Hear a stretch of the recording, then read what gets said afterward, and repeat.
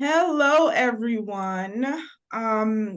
Tonight, we have a very special program that will be presented. We thank you. I thank you for attending. As you all know, my name is Ayanna Blake.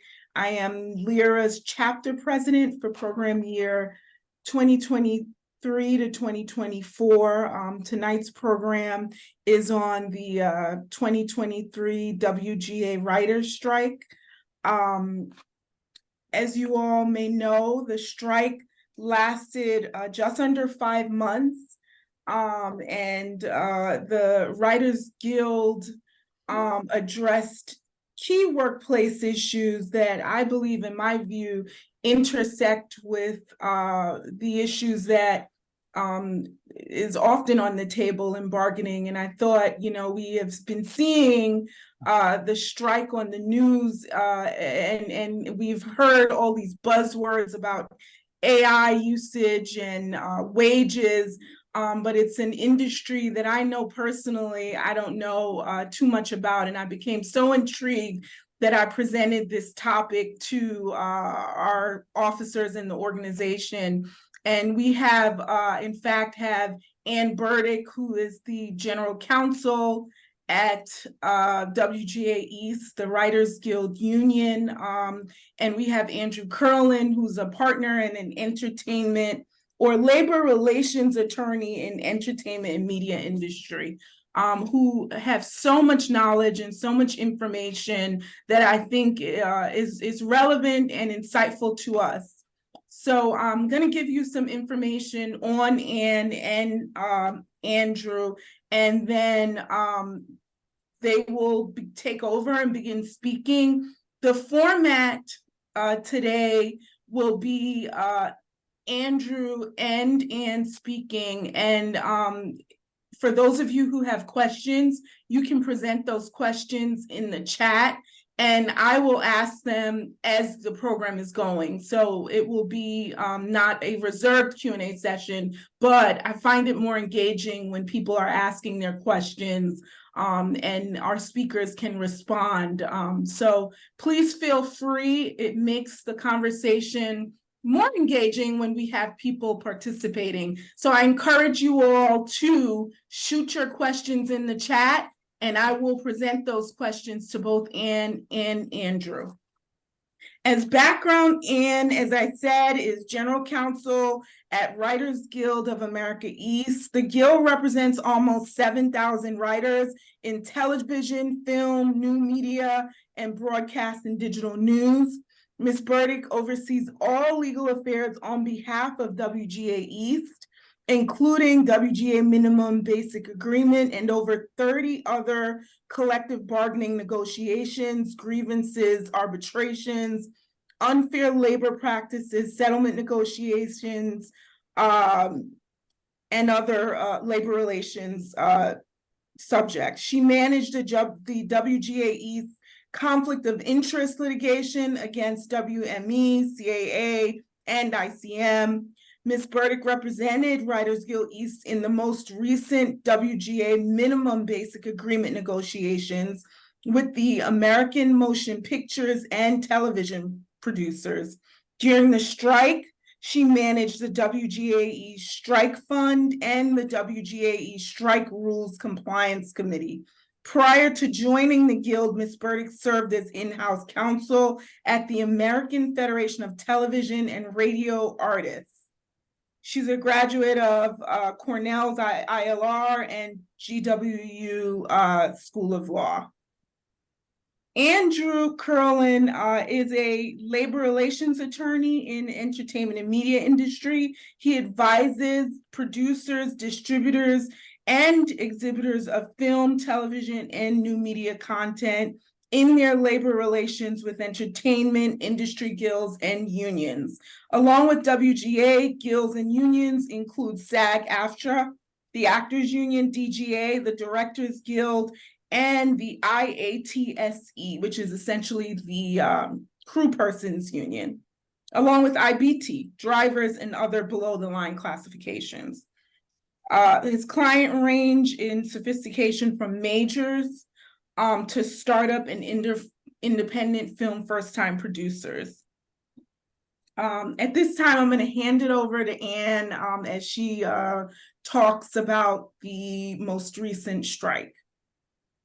Great. Good evening, everyone. Thank you so much for joining us this evening to talk about the strike.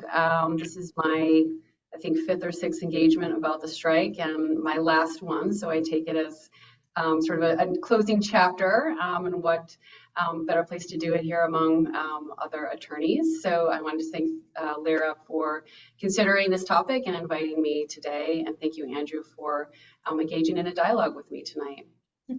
So Andrew and I and Ayanna spoke that we felt it made sense for Andrew and I to set sort of the background and framework of the strike, take some questions, and then talk about the strike itself and the gains that were won in the strike, so kind of dividing the presentation into 2 parts. So that being said, I think I'll just dive in to talk a little bit about the structure of negotiations, some background on the research the guilds engaged in prior to the strike, and then I'll punch it on to Andrew for some comments. So as Ayanna said, the Writers Guild represents almost 7,000 writers in scripted television, film, streaming programs, but Writers Guild East and Writers Guild West are very unique in the entertainment industry because we are not national organizations in the same way that SAG-AFTRA and the DGA are, or the DGA meaning the Directors Guild. SAG-AFTRA and the Directors Guild also negotiate with the Alliance of Motion Picture and Television Producers, also known as the AMPTP. However, the Writers Guild West and Writers Guild East, due to a lot of historical and cultural reasons, have decided to stay separate and have 2 separate identities. We do negotiate together for essentially the largest contract for Writers Guild West, which is the Minimum Basic Agreement, also known as the MBA. But Writers Guild East has about a 30% representation of writers in news like online media and broadcast news like 1010 Wins, Odyssey, Intercept, HuffPost, and Chalkbeat. And the reason I point that out is the AMPTP and the Writers Guild's negotiations are truly the most, I think, complex of the negotiations that we have in national multi-employer negotiations in the US, because we have a very large employer conglomerate representing almost 2,000 writers, and then we have 2 guilds on the other side of the table when many of these negotiations have 1 guild. That being said, East and West work very closely together. We nominate mutual committee nominees from both guilds, represented by the percentage of our membership that works under the MBA. But we in the East also have to continue to service and negotiate a large chunk of our membership during the strike. We also had to manage communications with those members, educate them on how the strike rules impacted them, and keep them engaged in picketing and unity of the East.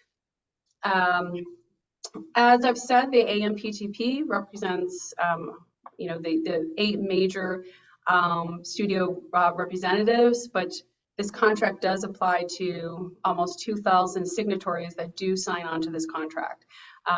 For the first time, we had Netflix join the AMPTP for negotiations. So we have legacy broadcast companies with a Netflix, and then also Apple also joining the table as well.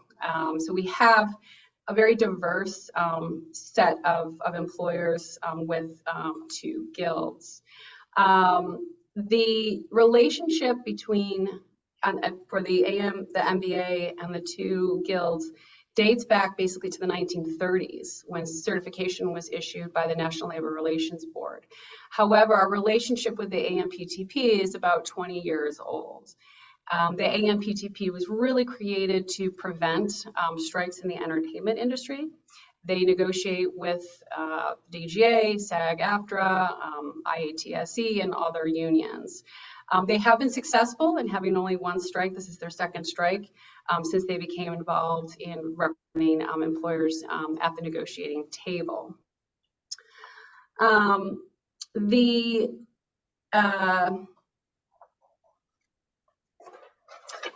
scope of the MBA, I think, is noteworthy that the MBA covers streaming, film, and television. So for film, just to pause for a moment, it could cover the highest budget film and the lowest budget student film at NYU.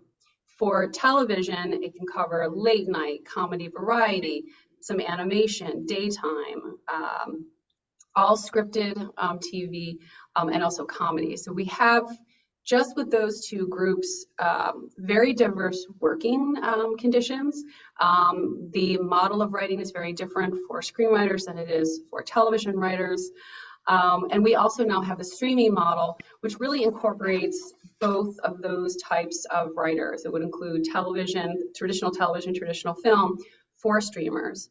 But the streaming model really changed how film and especially television were made for the streamers. I failed to mention earlier that was also Amazon was at the table as well too, so Apple and Amazon. So that does create even more complexity because Apple and Amazon don't have entertainment as their primary business model like the other legacy companies do. So we knew when we started these negotiations that they were going to be a conflict negotiation. Back in 2020, we really didn't have a real negotiation because of COVID. We started to negotiate in person, and then we had to transition to a virtual setting. And I think all of us can relate to the fact that labor relations really affords, in-person communication, and especially negotiations. So we also knew, leading up to the 2023 negotiations, that in the 6 years between the 2017 negotiation and the 2023 negotiation, that there had been a wide shift in how the streamers had impacted the craft of writing. On staff, we were handling grievances and arbitrations and settlements in a very different way. We had in the years leading up to negotiations, numerous meetings with all of our writing genres, and we had done a very large member survey of all the members of the West and the members under the MBA in the East. And we determined that compensation and writing standards for writers were particularly challenged because of the streaming model.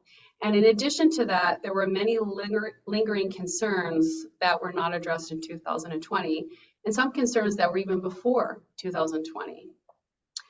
So to transition to specifically what the streaming model did to change the craft of writing, I think we can all relate on this Zoom to the time way back when we would watch broadcast television and we show up at a particular time on a particular day. There was, maybe you would record your favorite show, but you had a regular schedule, and you knew in the fall that you would have, plethora of episodes of your favorite show to watch. Now, under the streaming model, the 30 episodes that we would expect is not a guarantee. We might even have as low a number as 6 episodes. For the streamers, and the cycle for producing this work is very erratic. So as a result of that, the usual guarantee and cycle that writers would have been changed. And in fact, this occurred also for the DGA and also for SAG-AFTRA. The streaming model we saw really challenging the staff size in writing rooms.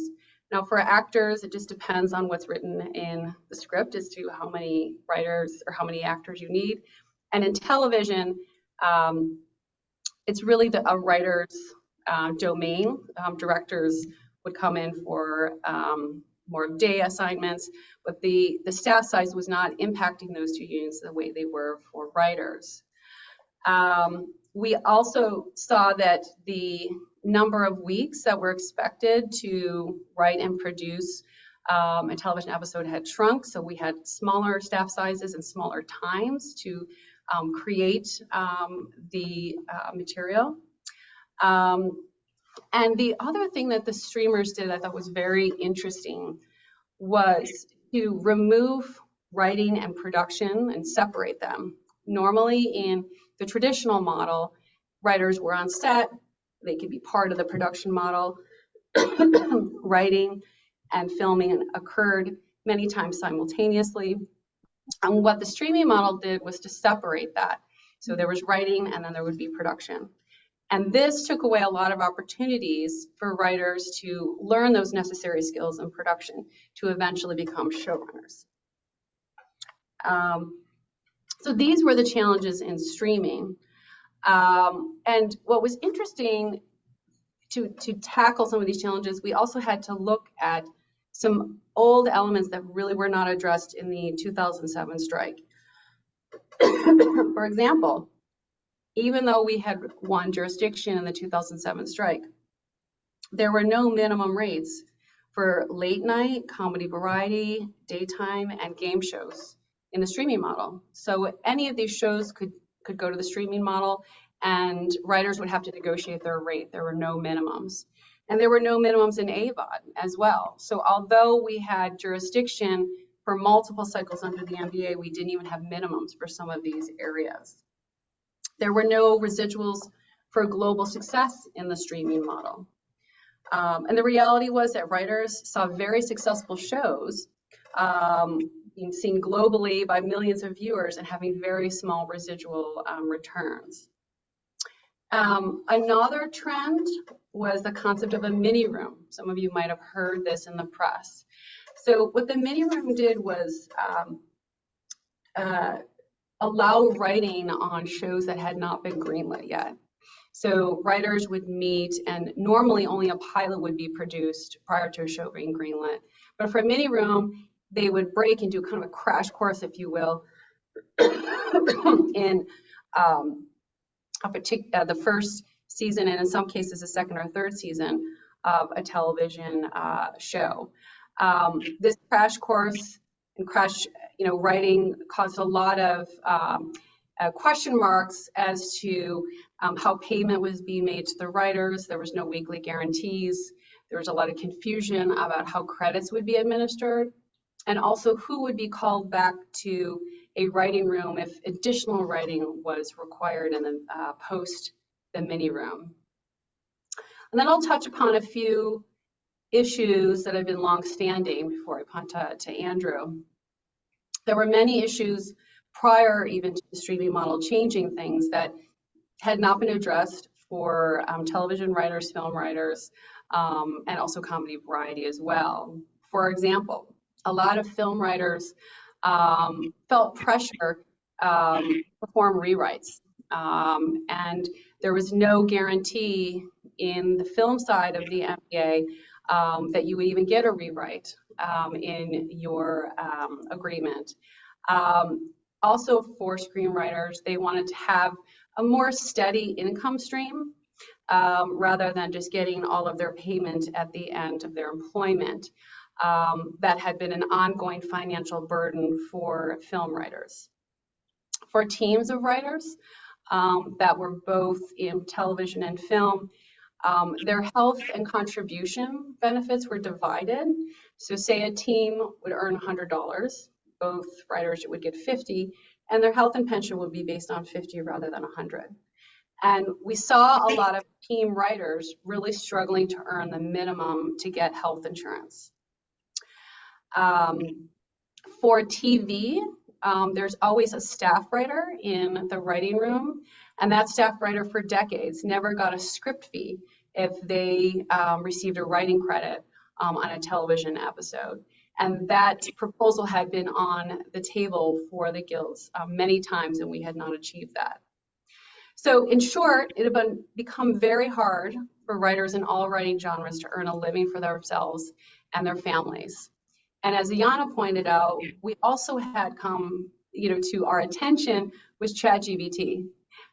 We spent months and months preparing for negotiations, and we knew artificial intelligence was going to be something we would talk about, but really when ChatGPT came down, we had to come up with proposals for something that was very amorphous down the road of how ChatGPT or artificial intelligence would impact film writers and television writers and those that work for the streamers. So We had this really, I think of it as a trifecta of what most unions, and going back to what Ayanna said, of this strike being very reminiscent of many other strikes. We had the impact of technology and how the guilds and employers were going to navigate that. We had prolonged long-term issues that had not been resolved between the parties, and we had a restructuring of an industry that had a lasting impact on initial compensation and residuals for writers. So I guess I'll pass it on to you, Andrew, and then I'll jump into the actual strike and what we earned in the strike. Great. Thanks, Anne. Thanks, Ayanna. I really appreciate the opportunity to be here and, of course, to learn in the process. I was not at the table in those negotiations, but certainly we, in our practice, have advised companies in both preparing and dealing with the consequences of the work stoppage. And it certainly allowed us kind of not necessarily a front row seat in the process of negotiations, but we were absolutely interested in what the issues were and the status of those negotiations in order to advise our clients what we knew, what we were hearing, and how to prepare and deal with the strike when it eventually did happen. I will say that the overwhelming expectation within the industry was that there would be a WGA strike. The WGA has, at least if you look at its history, strikes against the AMPTP, which, as we mentioned, is the multi-employer organization representing the so-called majors. They bargain the industry agreements. The WGA tends to strike against them more than any other entertainment guild or union. It's about every 4 to 5 negotiation cycles on average, which occur about every 3 years. The last negotiation, as Anne mentioned, in 2020 was right as COVID, as we were dealing with the onset of COVID. And that was the 4th negotiation since the WGA had last struck. That is in 2007. But there was a sense that the WGA and perhaps nor any other guild or union could strike during that time because we were all dealing with a global pandemic. Fast forward to 2023, we were dealing we were climbing out of COVID, but we were dealing with inflation that we haven't experienced in many years. And that led some to wonder that although a WGA strike was very likely, just based on historical data, if you will, whether the onset of inflation would allow the WGA to even sustain a strike at this time. And Anne was mentioning how streaming was such an important part of these negotiations. Some also question whether it was the right time to strike on the issues of streaming when those tech companies that she mentioned, who really were responsible for ushering in this era of very high-end, expensive production, which has been referred to sometimes as, quote, peak TV. The fact that those tech companies were really struggling to realize a profit ultimately from the investments that they were making, and really raising a question as to whether that model was sustainable even from the producer side. That said, there were many issues we knew were of concern. I don't know whether we could say that there was a single obvious strike-worthy issue prior to those negotiations, at least nothing that I think had been shared with the AMPTP on the record prior to those negotiations. And of course, correct me if I'm wrong, but I think with the explosion of quote peak TV and the fact that writers weren't quote making their year the way as easy as they could in the traditional media model, as opposed to the new media streaming model. One could at least foresee that alone would militate in favor of a strike, regardless of what might have been happening behind the scenes culturally and with our economic status. I think the outcome that writers couldn't make their year on one job alone was hard to accept, perhaps, when they were working on projects with just enormous budgets, where each episode of streaming TV was like a mini movie, if not even having a budget multiple times of what a movie might be. I'm going to jump in and ask sure. you, when you say make your 1 year, do you mean that from the writer's side or the employee side, they have a minimum requirement that they work a certain period of time? Can you explain that? Well, so certainly a writer has to earn a particular amount of compensation in order to qualify for health coverage in a year, Okay. but I'm referring to something a little different. And Anne could speak to this better than I could. But what I'm referring to is that writer who's a 30-year veteran of the industry and started working before streaming was even a thing, and was hired to do one job, that is one series a year. There might be an episodic order of 24 or more to work for an NBC, CBS, ABC, Fox type program, like think Friends, just to make it easy. I produced 20 or more episodes in a year, and that one job would sustain you. But Anne was referring to the fact that in the streaming era, episodic orders have only reduced. And so the amount of money that you might be making might on a per episode basis be the same, but instead of 20 episodes, you're working 6, 7, 8 episodes. And I can thank you, Andrew, because that's exactly what I was mentioning earlier. I'll just add 2 quick points to that. Is that, Ayanna, you're pointing out something that's very pivotal and something that I touched upon with teams, that the minimum to qualify for Writers Guild health insurance is just over $41,000. It's tied to the 1 hour television rate. So it does increase each year as we increase those rates.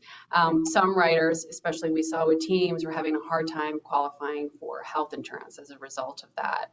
And I don't want to get in too much in the weeds when Andrew going on some of his points, is that television writers will have a per episode rate that they request. And what was happening in the streamers is that they were getting less episodes assigned to them, plus 2, the number of weeks, and I think I touched upon this a little bit in my comments, we're starting to stretch out for the streamers. So if you are making $100 per episode over 2 weeks, that's very different than making $100 over 3 weeks. And what happened many years ago, and I thought this was really interesting, is that the streamers were giving writers a lot more space to be creative in their craft. So the pace in the beginning was slowed down for some of writers, but then their quote was spread out under more weeks. And then as we saw the streamers become more mature in their production models, they did start the pace started to change in that. But it was really interesting in the beginning, and I think we all saw as viewers that television really became a higher art form than what it had been before. I mean, it felt a little bit more like long format productions. So, Someone go ahead. also asked, is the language in the final contract, or is the contract has it been made public? Can we find it anywhere? Absolutely. We could probably drop a link. Okay, yeah. It would be helpful. But yeah, it was completed really the last weekend of the strike. Which is interesting. SAG completed their negotiations with the AMPTP recently, and I've still been struggling to get a copy of the actual contract language. They might still be hammering out some details, but yeah, we'll get a link to the MOA. We made it a practice of not walking away from the table until we had that, because as you can imagine, they ends up being long-term problems if you don't have an NBA. Or strike settlement agreement as well was finalized as well. So I'm going to put that in the chat. I just need to find it. So okay. I see it in the chat. I just dropped it in. Quicker than I did. Thank you. Yep. And artificial intelligence, if you care to read it, starts on page 68. How many pages is this? 94. Wow. Here's a summary, and I'm going to go through slides that are summarized in even easier terms as we get further on in our discussion. Yeah. I can just conclude kind of the pre-strike section by saying because most companies expected a WGA strike, they didn't necessarily expect a SAG strike, I'll say. Not to say it was impossible, but it was not expected to the degree the WGA strike was. Producers tried to ensure that all of the writing for their projects had been completed before May 1st. That was the last day of the last agreement, in order to allow production to continue during the strike. This was more easily achievable for feature-length projects, movies or movies of the week, or even a 2 or 3 or 4-part miniseries. Much harder to do for an episodic series, although I was aware of at least some that tried to get all the writing completed before production. But it is much harder to do in the episodic context to complete the writing before production, because inevitably you're going to require rewrites and polishes of that material based on any number of unforeseen circumstances. Of course, SAG's decision to strike in mid-July kind of disrupted much of that preparation, and I'll say increased the WGA's leverage to insist upon many of their demands. I guess I can jump in then to the end of negotiations and the strike itself, and then I'll go through some slides of the actual where we were at the beginning of the strike and where we were at the end. So, I guess I'll add on to what Andrew had to say about communication, that the Writers Guild, he correctly said, has carried out more strikes than the other entertainment guilds. In fact, there's been 7 since 1960. It was very clear when the start of the negotiations in the room on the first day that we were asking for fundamental change. We were very clear that we wanted to have gains in all writing genres and also AI. We were very clear in how we were looking to think about these new problems and creative, yet reiterate that some of these perennial issues needed to finally be addressed. I've sat in negotiations. This is my fourth one. I was a little surprised as we got closer and closer to the strike deadline of May 2nd that I wasn't seeing over that weekend back channeling or caucusing. And I felt like this is going to actually happen, even though we were almost to a certain extent begging to have like robust conversations about these issues. No union wants to take a strike. All unions take it very, very, very seriously. And I really honestly can say, and I'm going off of also what Andrew had to say, that we couldn't have been more clear as to what we were looking for and what we wanted to resolve. So it was a shock to a certain extent, but not really, that we went on strike in May 2nd. I guess when I say it's a shock, meaning I was surprised at how long it lasted. But we went on strike May 2nd. And even before SAG-AFTRA went on strike in mid-July, we had effectively shut down all production in Hollywood and New York. The Writers Guild East and West maintained daily pickets at virtually all studios.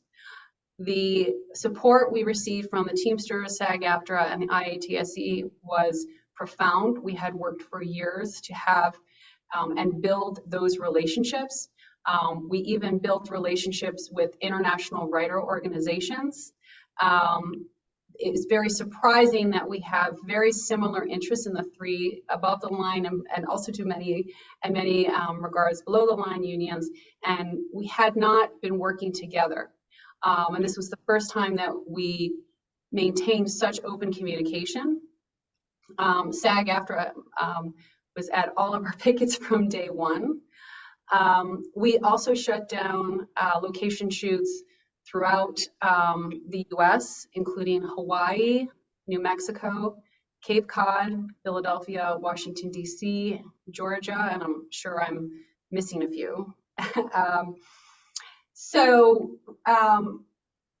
The other component, in addition to I think there's three components really that were the most influential during the strike. One is shutting down the production and the support that we had from other unions. Two was the solidarity of members to comply with strike rules. I was on the Writers Guild Strike Rules Compliance Committee. We effectively functioned as an education arm of the union. As you can imagine, as all lawyers on the Zoom, we had touched on earlier, very diverse writing genres. Our contract is over 700 pages long, of decades of negotiating history. And we had to create strike rules that would address all these writing genres and many complexities that we have as writers about promotional work, film festivals, when guilds work in other capacities. Our guild members work as directors, as actors. How do writers communicate with agents, and much more? So we drafted strike rules that we used from 2007, 2008. We improved them based on our experiences back then. And we had an FAQ that was very lengthy, and we would add to it as things would come up. I probably took, I don't know, close to 1,000 calls during the length of the strike, just about that alone, with very, very prominent showrunners calling me on to film students that were very earnest and concerned about how they could be part of the dialogue, how they could come to pickets, what they could do as film students. The third component was the press strategy and the social media approach. I was actually quite surprised that the AMPTP did not have a more sophisticated press strategy.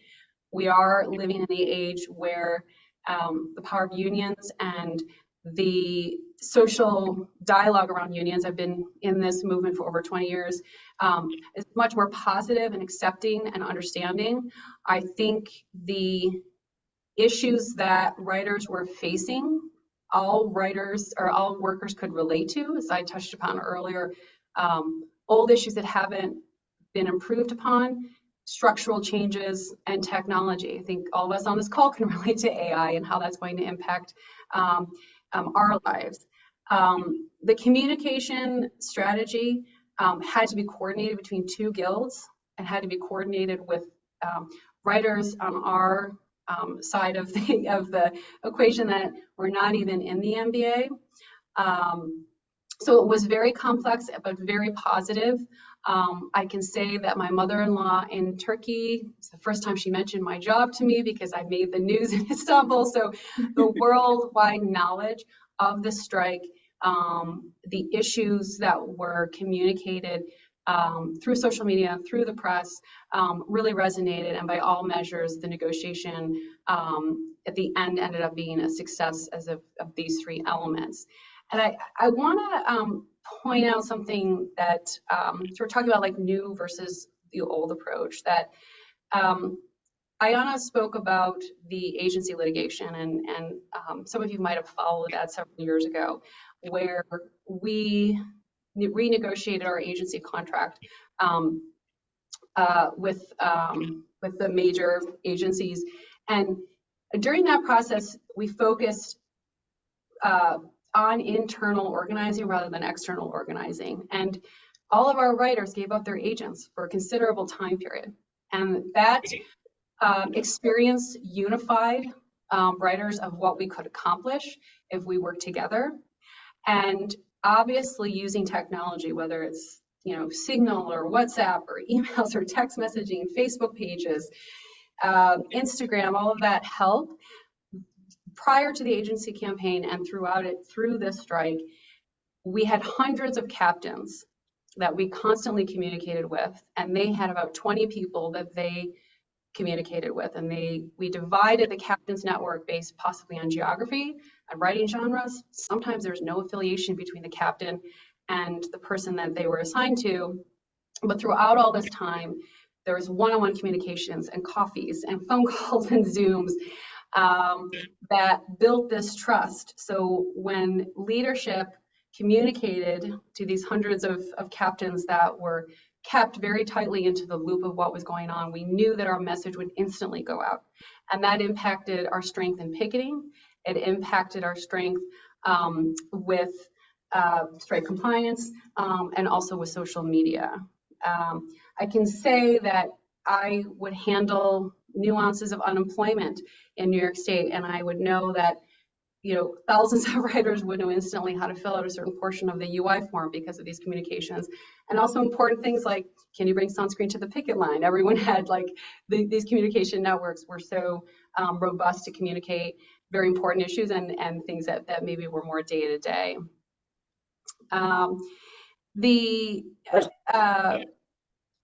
The results of this, before we go right into the proposals, was that by any measure, this was a success.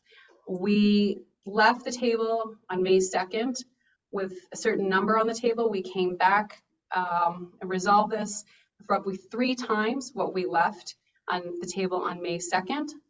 Our members voted over 99% approval of the agreement with record participation. So those are my comments about the strike before we jump into proposals. So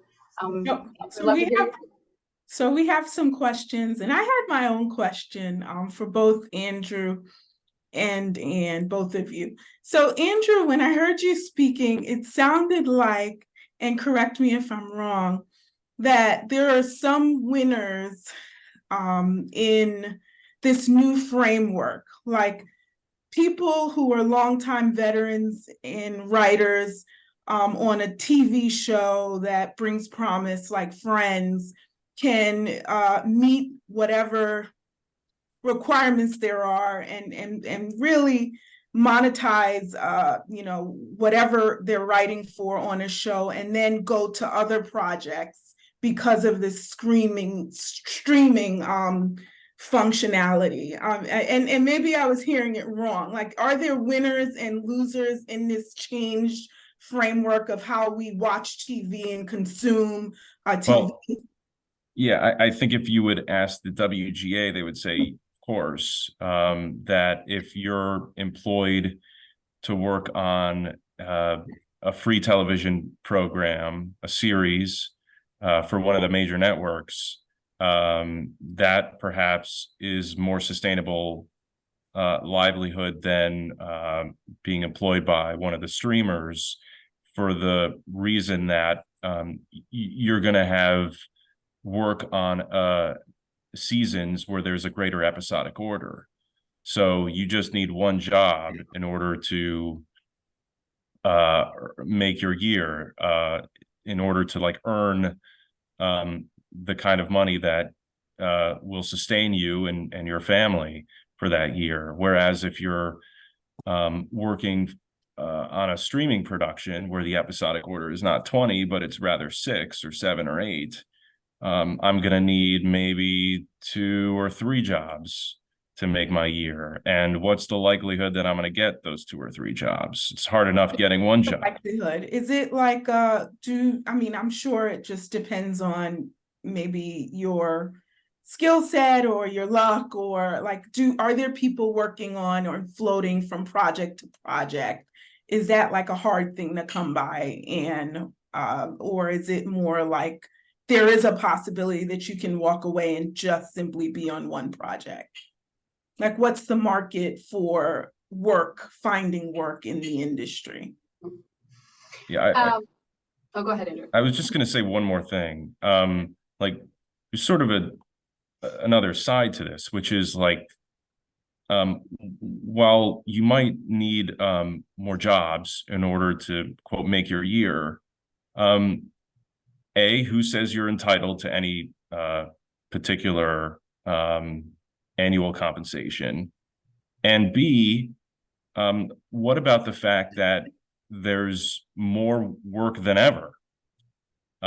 It's just a function of there being more opportunities, more people. I would be interested in knowing from Anne how their membership has increased over time, because there has been an explosion in production because of the streaming model, and the streaming model. The WG is not alone. The provisions that govern, quote, made for new media productions started from being very permissive, and over time have gotten much more stringent, to really just reflect the fact that the economics for new media were uncertain at first. I think we can probably all agree that new media is mature at this point, and with the maturity of that market brings the need to have certain television minimums cross over into new media. And I'll just now turn it over to Anne.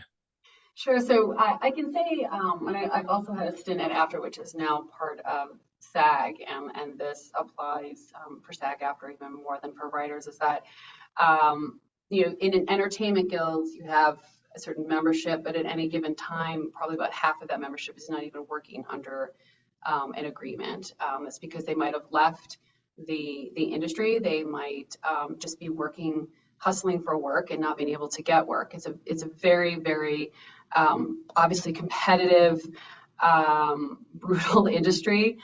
So people might, work for a few episodes on SNL and you think their career is going to launch, and, for 10, 15 years, they're still trying to make that $41,000 for healthcare. And then we have a certain group of writers that have had robust earnings for their whole career.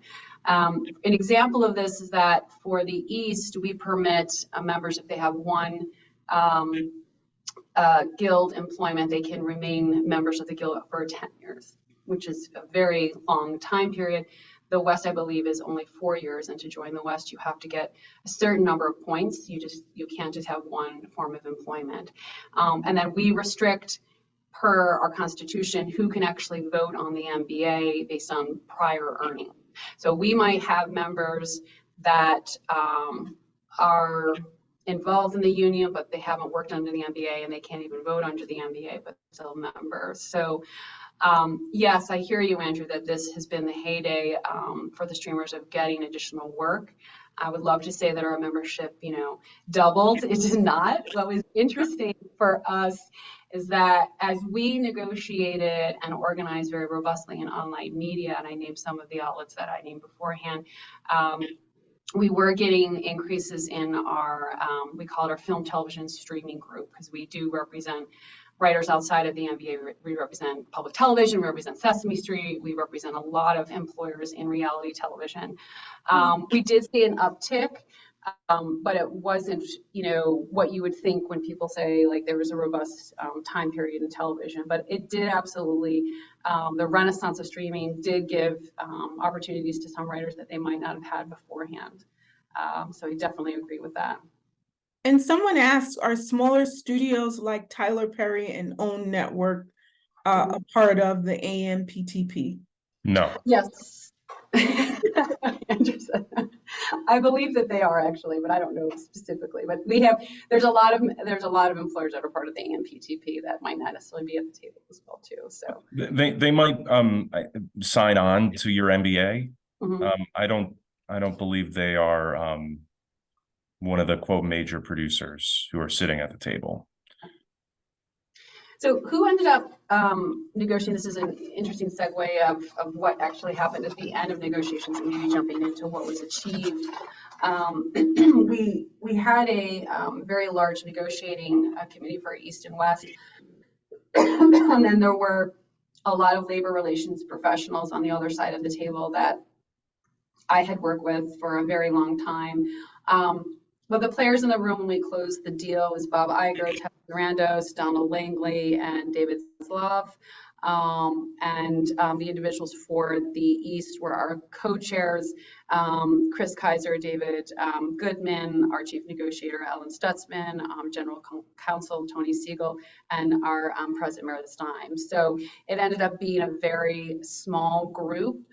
We had not seen CEOs come in and take that robust of a role in negotiations. This was repeated again when SAG-AFTRA closed their deal as well too.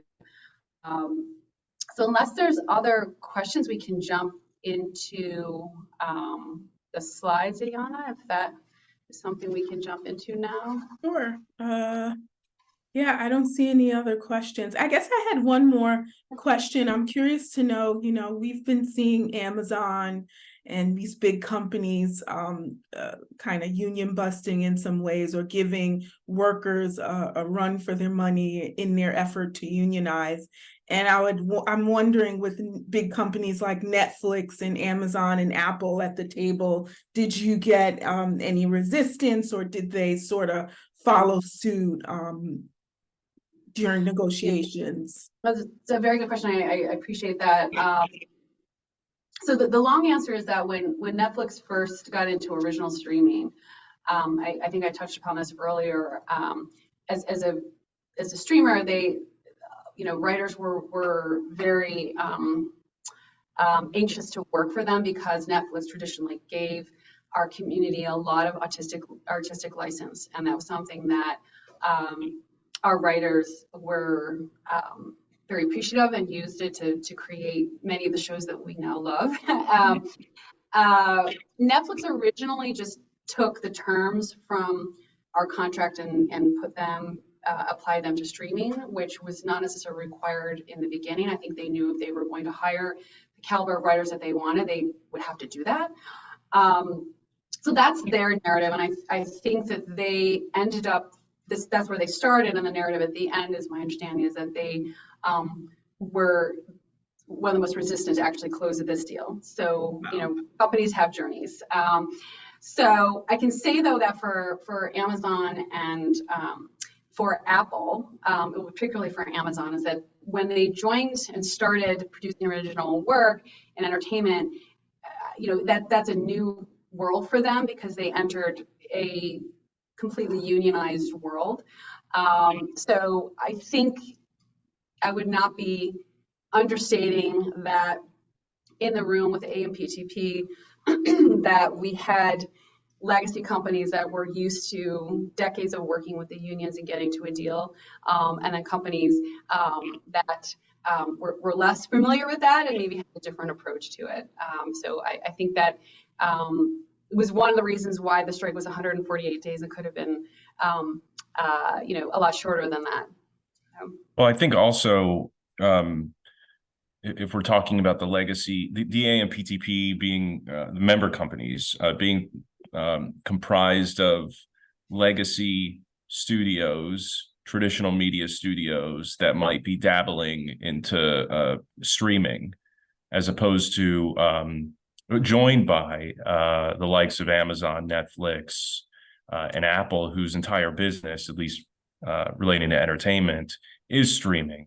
I think, again, wasn't in the room, but one could see how coming to consensus on certain issues might be very challenging, particularly when streaming kind of has the bullseye on it, if you will, from the WGA's perspective, and issues relating to streaming that one wanted to solve. I just want to touch on something you said, and before we dive into ultimately where the parties landed, which is the impact of social media, and how the WGA really harnessed many of their extremely smart, charismatic members to be able to really paint the picture and make the case to, yes, the public, but also to their fellow writers as to, like, why these issues were important to their continued ability to have a career in this industry. One doesn't have to necessarily agree with the nuts and bolts points that those writer members were making in order to just see how effective that was. I was a little surprised to see kind of how unabashed certain of the members were in making these kind of class warfare type arguments, and using that kind of rhetoric in order to make the point. But again, I think as much as one could object to it, it did seem quite effective. And the AMPTP did not do much to counter that during that period.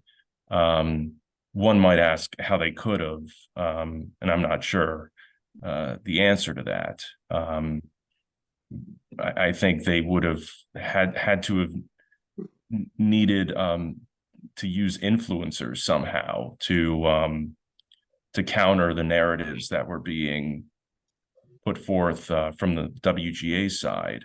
That of course didn't happen, and I think also just the ascendance of labor at this time, particularly in the entertainment industry and in digital media, which you alluded to, and it's not just the WGA, it's sort of labor in general.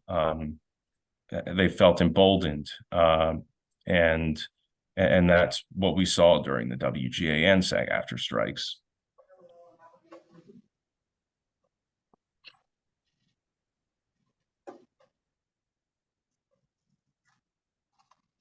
So, Ann, I'm gonna ask that you can start your presentation, perhaps? You're not going to do the slides? You want me to? Yes, I'm gonna do them. Okay, great. Then I will start when I. So I'm on slide 2, why we struck. I see just Writers Guild strike up on the board. Am I not? Okay, I'm gonna share it again. Sometimes and you can start speaking. Yeah, I'm sure I will. I'll jump right in. So, okay. I'm going to talk about where the parties were when we left the table on May 1. Great, here we are. Thank you, Ayanna. So the first two items are about film. I touched on the beginning part of my presentation about the second step for screenwriters, that a lot of screenwriters feel this pressure to engage in rewrites, but that's essentially free work to make sure that they still maintain their employment and all of that. So this second step was still not addressed. We were looking for weekly pay, and we'll talk about where we ended up for screenwriters, but to make the payments a little more regular for screenwriters than just at the end of the project. As you can imagine, writing for a screenplay can take months and even years. There is no staffing or duration requirements for, I talked about mini rooms, and now we call them pre-greenlit rooms, but I want to use both terms because you might have read about this phenomenon is mini room, but now the official term is now pre-greenlit rooms, regular rooms, or even in production. So these are very common terms that you would find in a more traditional collective bargaining agreement that had never existed in the writer's contract. We were looking for viewer-based streaming residual to reflect the successes of the streamers and data transparency. As you can imagine, the streamers really keep close to the vest their viewership. And as you can imagine, preparing for collective bargaining negotiations when you don't have kind of common information that you would normally get in an RFI can be quite a challenge for us. Appendix A, these slides were made for membership meetings, so this would be common for our community. So Appendix A refers to the shows that I talked about earlier that are related to late night, comedy variety, game shows, and daytime shows. They're under this separate part of the MBA called Appendix A. So again, any of those types of shows that were under a streamer just didn't even have minimums. There were no minimums or residuals for AVOD, which is ad video on demand, as opposed to SVOD, which is subscriber video on demand. This is essentially when you go online and you stream, but they're essentially ads pop up rather than you paying a monthly fee or a fee for each show that you're watching. We were also looking for increased pension and health contributions for teams, as I touched upon, and there was nothing on AI. So really, what we had on May 1 were increases to scale, and we had achieved script fees for staff writers, but all of these seminal issues were left completely open. In some cases, we hadn't even talked about these issues. So features we'll touch upon first. We did achieve a mandatory two-step deal for first draft deals. This does not apply to all film writers. It applies to film writers that are making 200% of scale or less. And this was the community that we saw felt the most pressure to engage in free rewrites, because they might be launching their careers, and more actors come to throw the pressure of these free rewrites. We also got an accelerated payment structure for screenwriters. Again, it was this 200% of scale or less community. Rather than having weekly rates, we achieved 50% upon commencement, which is the industry standard, that you get 50% upon commencement of your work, or 25% in some cases, but that had never been codified in the MBA. We finally had this industry standard in the MBA. Then the additional 25% would come after 9 weeks upon an invoice. So this does mean that the writer has to trigger this payment, and then 25% upon delivery. The AMPTP communicated that the concern they had with waiting to pay writers at the end is that somehow writers would just prolong the writing process. And there was always this carrot of, well, if we give them the payment at the end, we'll actually get that draft. Which is interesting, because our feedback from our members was, we want to hand this in, but we're constantly waiting for notes. So we felt like we came to a solution that made sense of 50%, 25, and then 25. So for feature writers, if a writer were to write for a streamer or write for a theatrical release for a studio, the rates for initial compensation were different. And what we negotiated for feature stream streaming features was that budgets over 30 million would get a story and teleplay of the 100,000, which was an 18% increase. So it was an outsized increase, which is very competitive with theatrical release. It's the non-original screenplay rate for theatrical. There was an outsized increase in the residual base, and excuse me, combined with a foreign increase. Excuse me, that increased residuals by this 49%. And traditionally it would be over 3 years of this 2016,000. So next slide. So streaming proposals. So again, just to refresh ourselves about the terminology, SVOD is like a Netflix, and AVOD would be in some cases YouTube or other streaming channels where you don't pay subscription, that you see advertising. We improved the terms for, it says HBSVOD, let's just say SVOD at high budget levels. There was a 73% 3-year increase in the foreign fixed streaming residual. This reflected success for projects that essentially achieved greater revenue for the studio or the streamer, and that would pass down to the writer. And there was now a viewership-based streaming bonus. It doesn't say this here, but essentially like the details of it are that if a particular program achieves 20% or more of the viewership at a particular streamer, then within 90 days, then this viewer-based streaming bonus will kick in. So it's obviously going to be different based on the streamer. There are some streamers that are larger, and 20% is going to be more of a challenge to get this bonus as the smaller streamers, but the smaller streamers have less people, so that's also a challenge there. So we felt like this 20% would really fairly give a bonus to those shows that were very, very successful for that streamer. I'm going to ask, Anne, was that your creation, the 20% threshold, or was that from the AMPTP? I believe that was from the AMPTP. Interesting. Okay. They might have started off with a higher number, but our original proposal was structured a little bit differently. So we went with the AMPTP structure of this 90 days and a percentage of viewership. You can imagine like structuring a new residual. Residuals are either based on a flat fee or a percentage.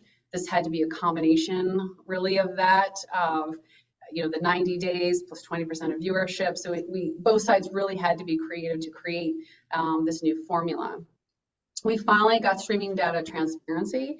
Want to be clear that Writers Guild East and Writers Guild West are not going to be telling everyone how many people watch Game of Thrones. That is not what's happening. We have a specific number of our staff that will be viewing this information, and this is just a check to see if these residuals that we so hardly negotiated, that they're actually being complied with. But this is finally getting the guilds in the door to see what that information entails. We did get minimums and residuals for AVOD, for ad video on demand. And the high budget programs in this area will get the same terms, the high budget and SVOD. And we now have a 2% residual base for reuse on AVOD. Yeah, and like the AVOD, you cited YouTube as an example, but in a couple of years leading up to these negotiations, there was the creation of free to consumer new media platforms that had the as part of their offerings pretty high budget scripted productions that under the prior MBA would essentially permit free negotiation of wages and working conditions with no residuals for continuing use of those programs in those AVOD platforms. I'm thinking Tubi, I'm thinking Freebie. So these programs were largely kind of in the works. I think we'll be seeing more of those in the coming years. Yep, absolutely. And is this a big win, this 2% residual for reuse? Because I know, I mean, social media, I saw a lot of the actors or writers talking about not really getting what they used to get. And this is me as a layperson Yeah. watching it and trying to to follow what the issues were. No, certainly. For syndicated shows that, like, you watch a show from the 80s that played on another network, like Friends or Seinfeld, that they were getting paid decently and they could sustain based on those syndicated shows. And now these folks are saying they were getting nothing when those same shows were streamed on Netflix. So what is the ramifications of this 2%? So that's it's not true that those shows were getting nothing when they went to a streamer. Okay. And it's not true that most shows, at least, that were made for new media were not residuals bearing. Very low budget shows were not residuals bearing, at least for continuing use in new media. And if you made a program for AVOD, which again, these provisions were implemented when there really weren't markets created for AVOD. So one could at least understand why there weren't residuals for continuing use in that particular market. But if you were to take a TV program, put it into SVOD, a TV program, put it into AVOD, you're going to get residuals. If you're making a program, if you're in a program that, or writing for a program that's for SVOD, so long as it meets a pretty low budget threshold, you're going to get residuals for continuing use on SVOD. The question is, are those residuals sufficient?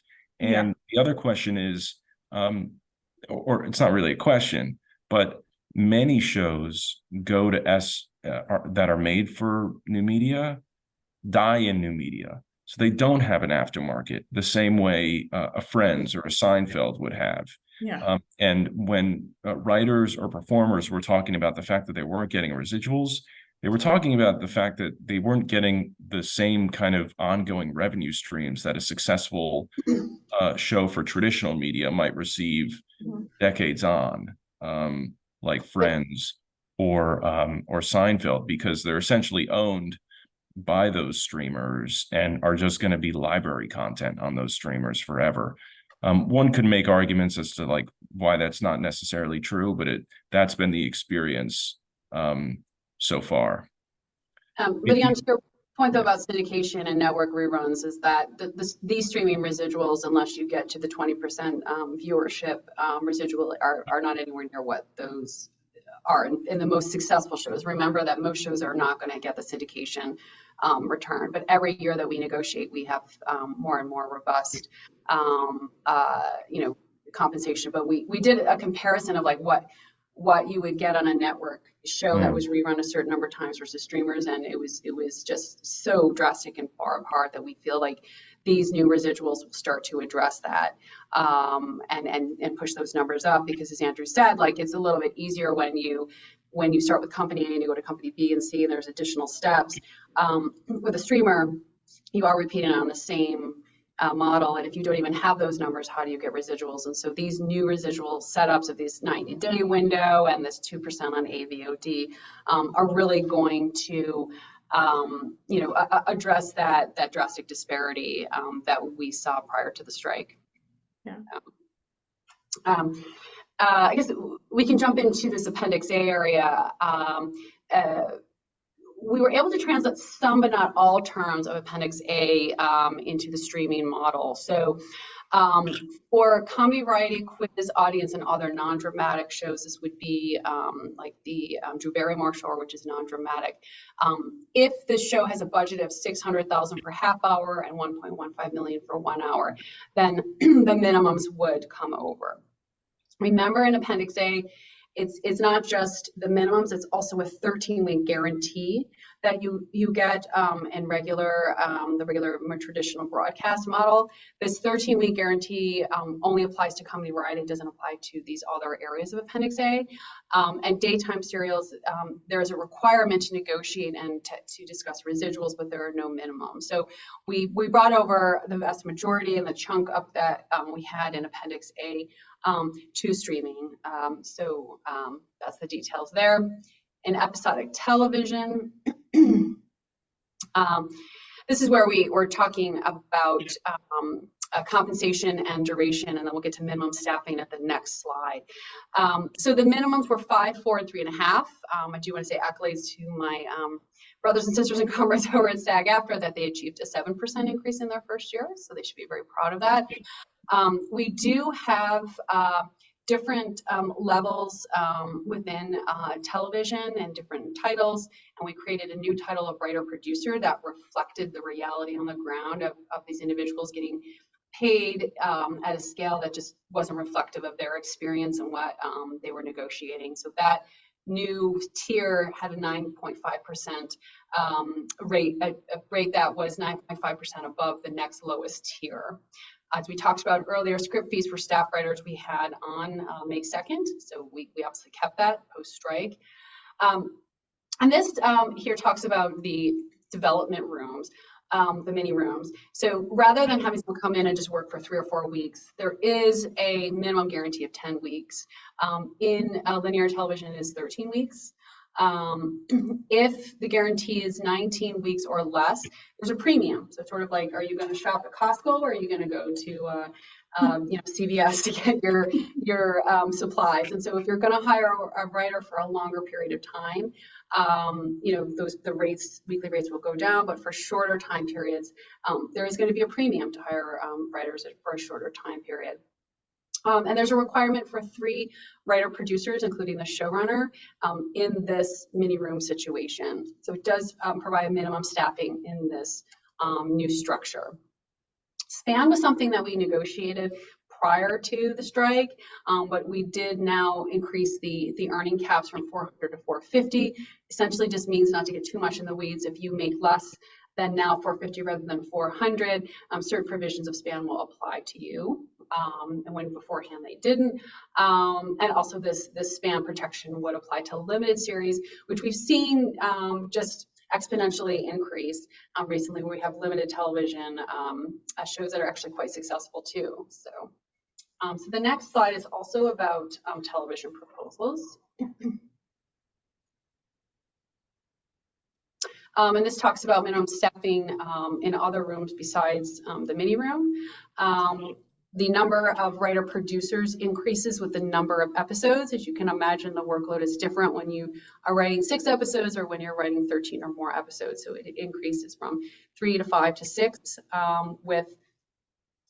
this does include the writer-producer category in that total number. There was a lot of press, which was really interesting about the single writer exemption. I think we all heard about White Lotus and we're going to come in and we're going to destroy any creativity for the auteur that just wants to write by him or her or themselves. We do have a single writer employed for all episodes exempted from these requirements. So it does provide that flexibility. I just want to state that the one writer for a whole series is extraordinarily rare. It happens about a dozen of the hundreds and hundreds of shows that are produced. But it did get a lot of airtime and a lot of discussion and a lot of robust discussion even within our negotiating committee as well too.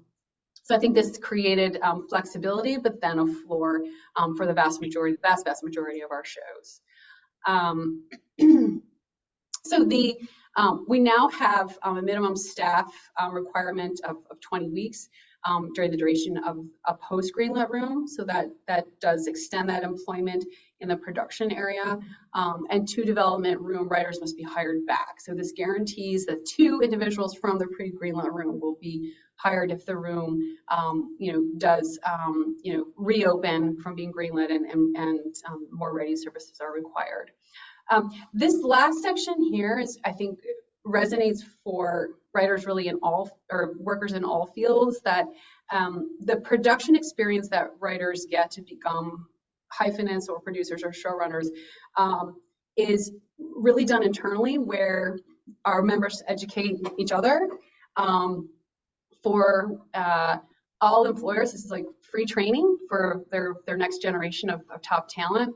And so this minimum staffing is really going to benefit our writers, plus, you know, production companies will understand this down the road, that having 2 writers that are employed must be employed for less than 20 weeks of production, or the duration of production of keeping 2 individuals, 2 writers throughout the production process is essential. And what's great about this proposal is it separates these 40 weeks. If you do 2 times, you know, 20, you have 40 weeks of production work. And you can divide it among 2 writers, so you can divide it around 40 writers for each week. So it gives the showrunner flexibility of who they want to train and bring on to production. So there's a lot of flexibility in this proposal. The seminal issue of AI. What this proposal, or what this final you know, conclusion of AI for us, because this was a very long journey, is that neither AI nor generative AI can be a writer. And the term writer within our contract affords you with minimum compensation, with residuals, with credits, with separated rights, all these things. So AI can never get a writing credit, essentially, and can never be employed under the MBA. They can't rewrite literary material.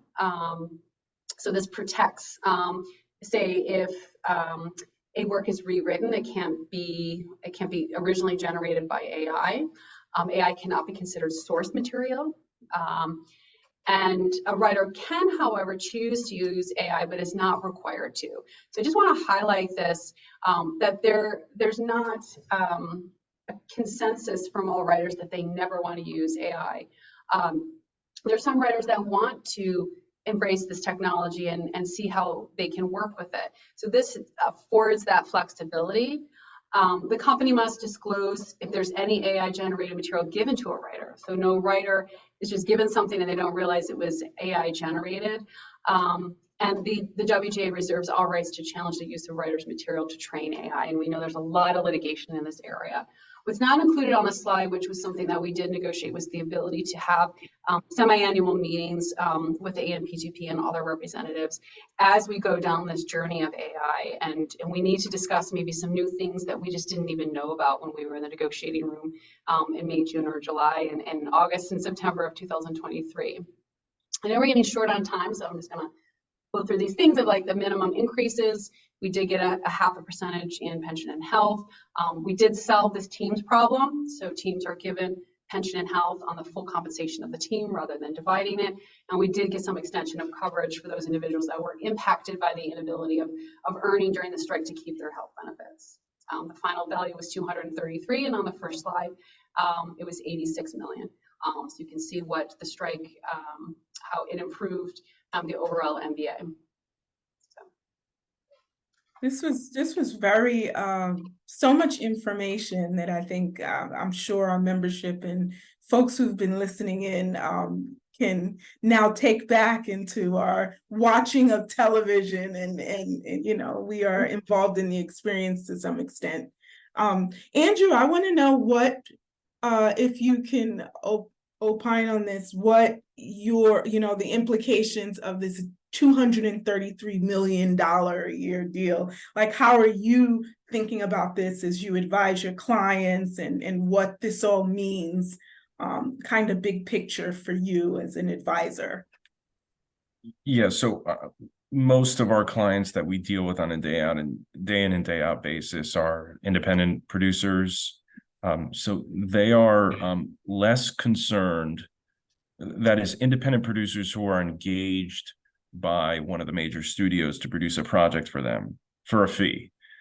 So they're less concerned with perhaps limitations on AI than a studio might be. They're less interested in residuals implications, because they're not usually the party paying residuals. It's the studio, the buyer, the exhibitor, right, if you will. Our clients are mostly concerned with the items that increase their budgets because they're tasked with delivering a project on budget. And certainly we've just been inundated with questions on how to apply these new terms that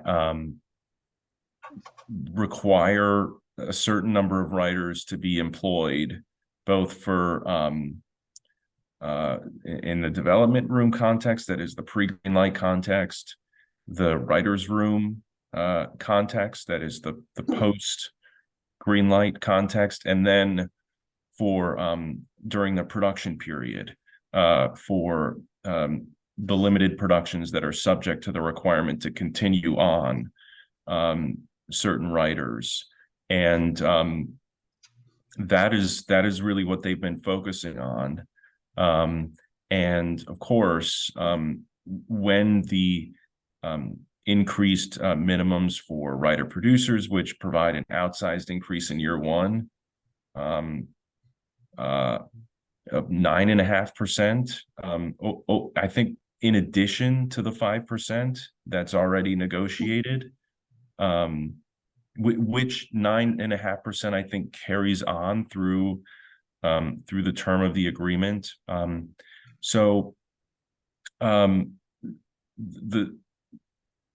Certainly those issues relating to that will increase the cost of shows are what we see all the time.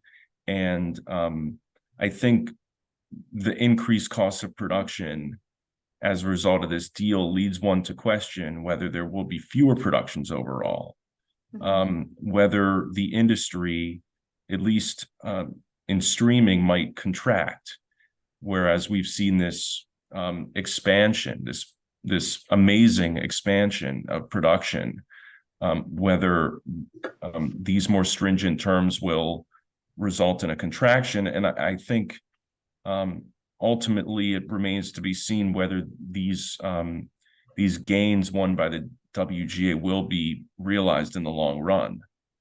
And so we'll just wait and see. Well, what I'm hearing from my colleagues is that because the SAG-AFTRA strike ended, there's not enough people to do everything that they want to do right now. So I think there's going to be a big challenge of who's going to get talent in the month of December. I think for all industries and all professions, there's a tipping point in the development of that field where individuals have to say, if we are going to continue with our craft and continue with what we have achieved in television and film, these standards have to be brought over to streaming. There has been discussion prior to the strike, did we hit the bubble in streaming? I think we're all starting to compartmentalize how we watch television, that there's smaller kind of cult fan groups, and will that proliferate or will that contract? So much is just yet to be determined in the streaming landscape and how we enjoy our entertainment. Well, it's about that time for us to conclude this panel, but I really, really appreciate both you, Andrew, and Ann on just all this information that has been just great. And I'm sure the folks listening in agree that you guys did a wonderful job, and we thank you. Lera thanks you. I don't see any other questions in the chat. So I am going to say that this is it, and this was lovely, and I hope we can do this again. And for our members, we thank you for attending, and we should be having a program next month in December. It may be virtual. We hope to see you there. Thank you, guys. Thank you, everyone.